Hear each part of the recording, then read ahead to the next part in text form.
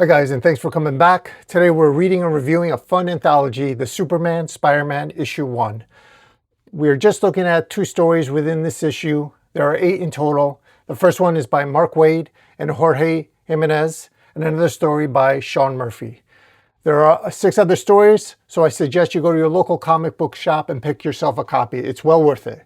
With that, let's jump right in. We are in New York City. We see Doc Ock working at a table when his phone AI Discern asks, "Good morning, Dr. Octavius. May I help you?" Doc Ock, Discern, state my idle curiosity. Who does the public currently consider the world's leading expert in cyber robotics? The AI, thinking, according to online sources, Dr. William Magnus is considered wrong. Discern, who's the leading authority on radiation? Dr. Robert Bruce Banner's no. Pissed off Doc Ock swats the phone off the table and says, "Artificial intelligence, my ass." He mumbles to himself, "Let the public fear me. Let them call me Dr. Octopus. Let them refer to me as a criminal. But let them never, ever forget my accomplishments. Discern, what will it take to finally educate 7 billion lackwits of my genius?" All of a sudden, we hear a voice. "You can begin today. Once you turn from the abyss humans call self-pity." A confused Doc Ock asks, "What?" All of a sudden, Doc Ock's arms start working by themselves as he says, "What's happening to my arms?" The voice, "If scientific recognition is your desire, I can offer you a place in galactic history, but it will require your cooperation." Doc, what? This isn't a simple AI. What are you doing? How'd you take control of my arms? Who are you? We now see a recognizable head from the Superman universe as he says, "You may call me Brainiac." Now we cut to Metropolis. We see Clark Kent and Peter Parker's press passes as they enter Star Labs to cover an event. Peter Parker, "Thanks again for the lift, Clark. I'm so broke, a guy stole my identity and then handed it back to me."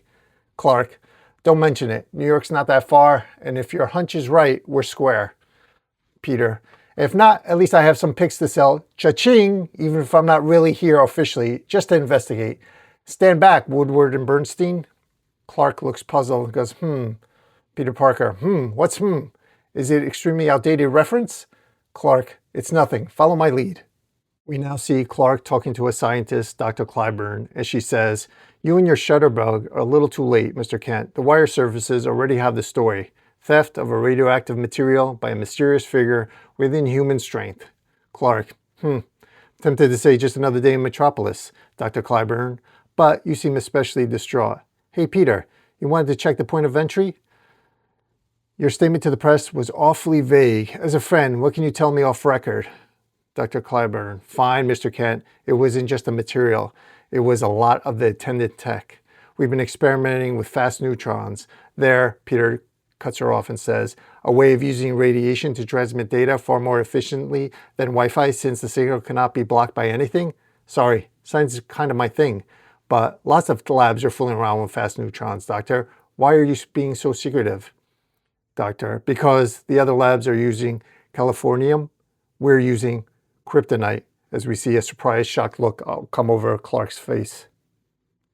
Clark and Peter are outside when Clark asks, "Well?" Peter, "Just what I was worried about. Distinct claw marks. Definitely Dr. Octopus tentacles. And now he has a kryptonite?" Clark, "I have to find him before," as we see Clark running into an alleyway to quickly change into his Superman outfit. Peter is screaming, "Whoa, not on your own, pal. Just give me a second. Hey, wait up." We cut to Superman flying through the sky, a Spider-Man swinging, trying to keep up as he says, "I bet you're not this impatient with Batman." We see Brainiac's ship above Earth, and this is the point where we find out why Brainiac needs Doc Ock's help. He says, "I've been poisoned, Dr. Octavius. This is what we're attempting to resolve. Prior to the extermination, the sentients orbiting star A252 deceived me into uploading a debilitating mind virus. With your aid, I can offload it into these carbon apes on this mudball. Their brains are the perfect repository." We see Doc Ock confusing the kryptonite as he says, "Blunt but understood. Prepare to begin the transference and offload." Brainiac questions, "Then your new laboratory is sufficient? The device is complete?" Doc Ock, you insult me. It's been complete for hours. I've simply been enchanted with the xeno mineral and its potential. It's more than a weapon in my hands. It can create the ultimate neural net. Using your ship as a relay satellite, I can transmit whatever we wish directly into millions of human brains. And in return, as we agreed, Brainiac, your reach will at least equal your grasp. Travel with me, and world upon world will bow before the genius of Otto Octavius, leaving this ungrateful mudbowl behind. Doc Ock, excellent. You now see Superman, Spider-Man on top of the Daily Planet as Spider-Man asks, nothing? Superman, not yet. Perhaps Octavius went back to New York. But all of a sudden, Superman feels some sharp pain and starts falling. Spider-Man screams, Superman! Superman stops flying and starts falling? Spider-Man dives after him and grabs his cape and pulls him up onto the building and asks, I thought you and Gravity had an arrangement. You all right? Superman, no, your friend is still here. And so is the kryptonite. I can feel it in the air, cut with something. It's faint, but painful. It's, at the same time they yell, fast neutrons. Spider-Man, wherever Ock's hiding, he's literally broadcasting on a K radiation band. No offense, but why is he going after you instead of me? Superman, Peter, I don't think this is about me. As Superman hears yelling off in the distance. You now see chaos on the streets. Everyone is being affected by these fast neutrons. We see cars crashing, people losing their motor functions. We also see a semi-truck going to hit some people who are in the middle of the street. Spider-Man yells, I got the bystanders, Superman. I got the truck. People on the street frozen in pain as Superman says, no one's doing anything but suffering. They're in too much pain. We hear binary speech coming out of the citizen's mouth as Spider-Man says, they're all in transmission range. Something about the signal. As all of a sudden, Spider-Man also starts talking in binary. Superman comes to him and says, concentrate. It's pounding at my head too. Snap out of it as he grabs Spider-Man. Spider-Man yells, garbage in, garbage out. Ock's using the K radiation to dump some sort of data override into everyone's brain. Superman, and it's all happening all over Metropolis. As Superman uses his neural vision to see the train about to hit somebody on the tracks, a police dealing with a bomb, as we see someone typing the binary code on a screen. See Superman swoop down, pull a man to safety just moments before being struck by a speeding train. Spidey pulls a live bomb away from the bomb squad. They both team up, catching a group of window washers plummeting toward their deaths. Superman and Spider-Man rest on a rooftop as Spider-Man says, good Lord. Ock, what have you done this time? I don't get the computer data angle though. Hey, you're not holding up great, are ya? Superman, even though the kryptonite isn't as concentrated in this form, the longer I stay in the city, the weaker I get, and I'm still struggling to focus. We have to find that green rock pronto. Spider-Man asks, you got any X-ray vision left in you? Superman, I think so, as something catches his attention. In the distance, we see an apartment complex and the firefighters unable to move as we hear Superman yell, great Scott! Spider-Man, how many? 3 inside, no firefighters to help, let's go. Hang on, I've got spider sense to warn me if the roof starts to cave in. You, on the other hand, look like a sneeze could drop you. You could burn. I'm going in, full stop. However, if you want to provide me a little insurance, I'll take it, as we see Superman come into the burning building looking like a mummy wrapped in webbing. Superman to the victim, come with me, you'll be all right. Spider-Man, trust me, I do this for a living. Spider-Man's spidey sense goes off as we see a wood beam come down and he says, uh-oh. At that very second, Superman blows his super breath to put out the fire as Spider-Man yells, wow, even his breath smells like sandalwood. Superman, that's everyone. Good, because the crises are stacking up. These two are having seizures. We have to get them to the hospital. Superman cuts it off. We're too late. I'm afraid they're gone. This data stream isn't just distracting, it's fatal. Spider-Man, oh my God, this isn't Ock's MO. Maybe he's got a partner. Who else traffics in raw data? Superman pauses for a second. I know who. I see this broadcast device in a lab 3 blocks north. Shut Octopus down. I'll deal with his ally. Spider-Man, wait. Are you in any shape to fly? Where can you go to get out of this kryptonite range? Superman just yells, up and away! As we see Superman heading directly to Brainiac's ship, he crashes through the wall, yelling, Brainiac! as we see Doc Ock standing there with kryptonite arms saying, "There was no need to storm your way in, Superman. I'm happy to have you here. I was anticipating your arrival." Superman starts getting weaker as he gasps. We see Brainiac, who's speaking to Doc Ock. "Octavius, I sense a hull breach. If anything's amiss or...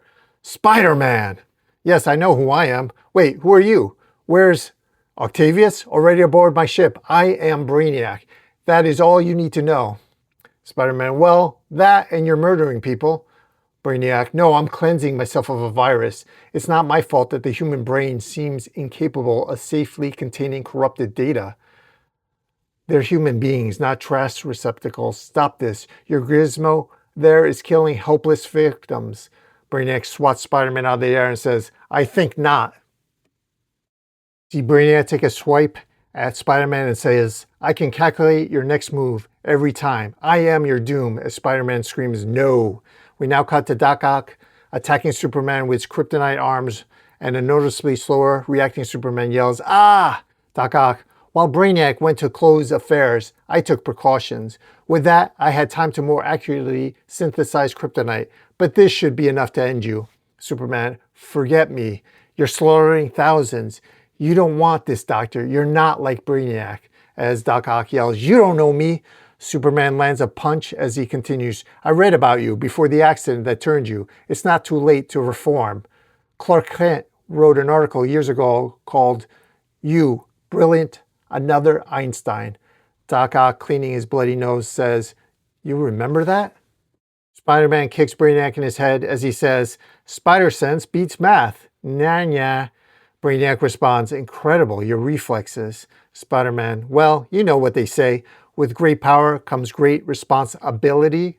"Hey, I'm not asking for trouble, but if you're going to fight, shouldn't you be punching me? Are you surrendering?" Brainiac, "Hardly. I'm just estimating the stress points of this building and the force necessary to bring it down." As we see the whole building crash on Spider-Man, Brainiac, "My work here is done.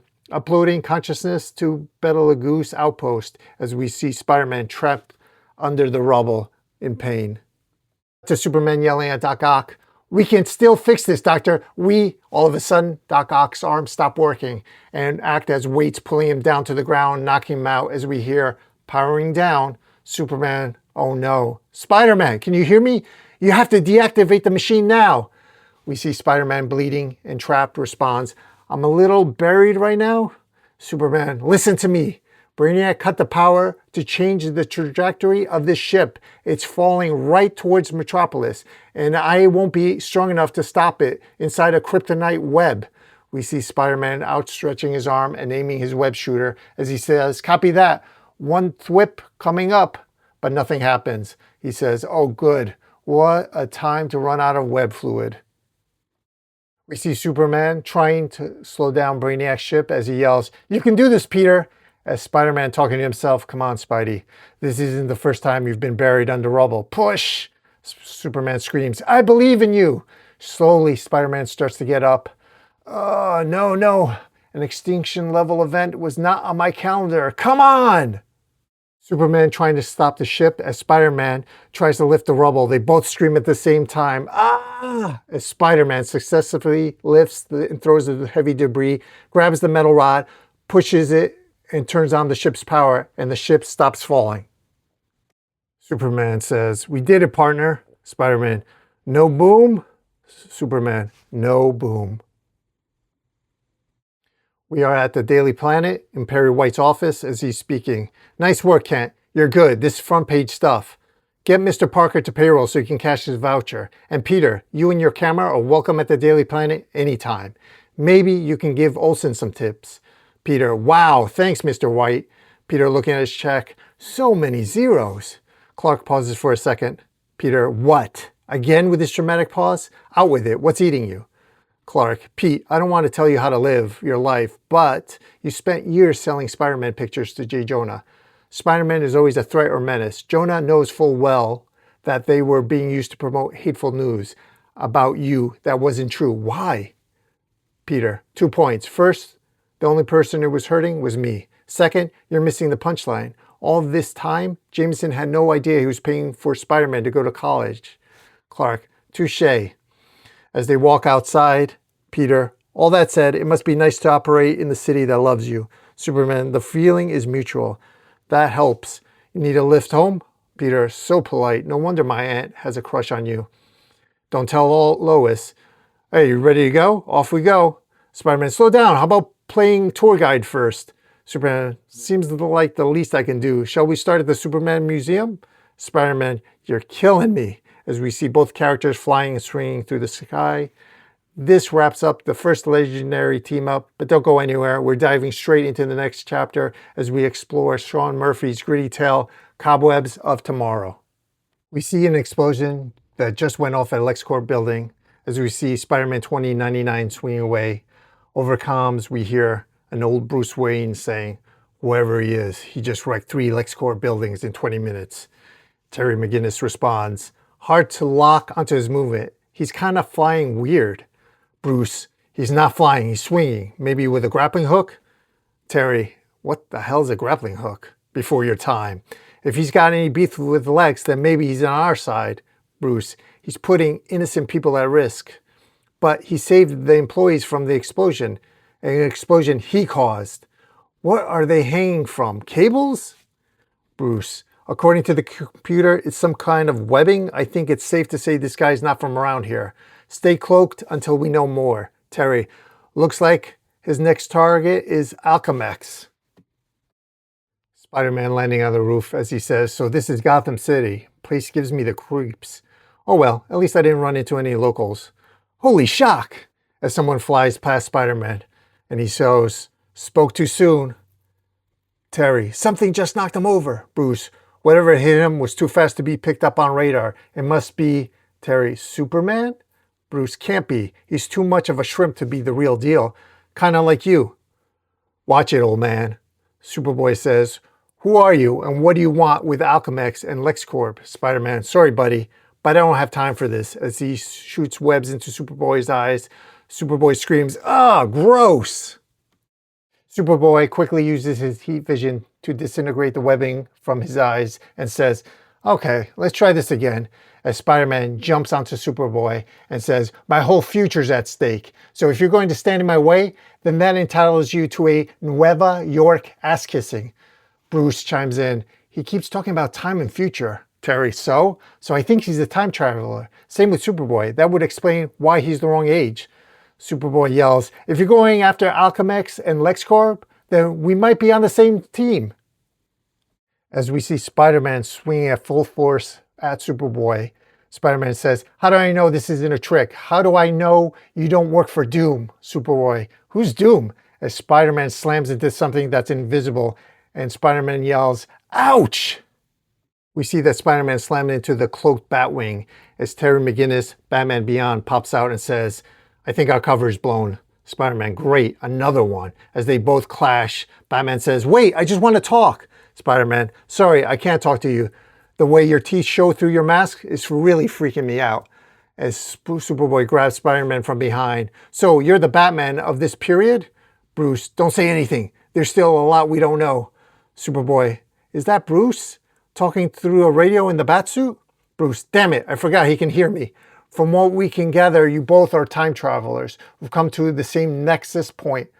But why? Bruce, you talk first, web guy. Spider-Man, why me? I might not know this version of Superman, but I know he's usually one of the good guys. Spider-Man speaks, I'm from the year 2099, from a world run by a tyrant named Doom. The only way to stop him was to use this time platform to come to 2039 to stop a corporate merger that would develop technology that eventually empowers him.